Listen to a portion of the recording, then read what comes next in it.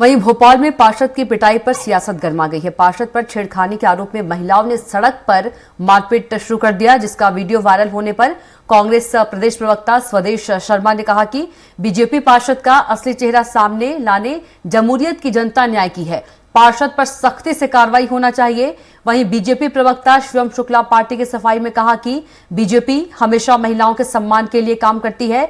यदि किसी प्रतिनिधि, पदाधिकारी या कार्यकर्ता द्वारा गलत हरकत किया जाता है तो संगठन की तरफ से कार्रवाई की जाएगी।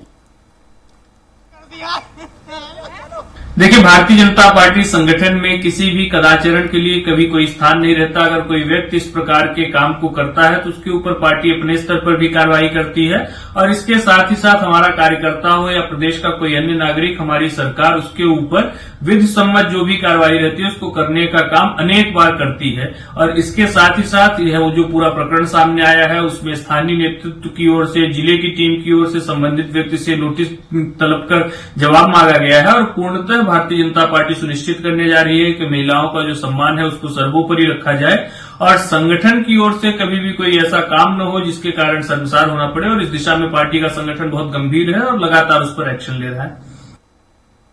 लोकतंत्र में आपको ये भी पता होना चाहिए कि प्रधानमंत्री तक से सवाल करने का अधिकार संविधान ने दिया है। माताएं बहनों के साथ ये जो दिखावा करते हैं लाडली बहनों का, मैं समझता हूं इसका जीता जागता उदाहरण इस बात से दिख गया है कि बाढ़ 48 के पार्षद का जो हश्र हुआ महिलाओं के साथ, उन्होंने भी बराबरी करने की कोशिश की, थाने में भी झूमा झटकी हुई। बड़ा ही शर्मनाक है। भारतीय जनता पार्टी को समझ जाना चाहिए कि अपने नेताओं को समझा दे, देश में अब उबाल आ रहा है। आपका जितना भी आपकी हिटलरशाही है, मैं समझता हूं देश प्रदेश की जनता इस बात को समझ रही है।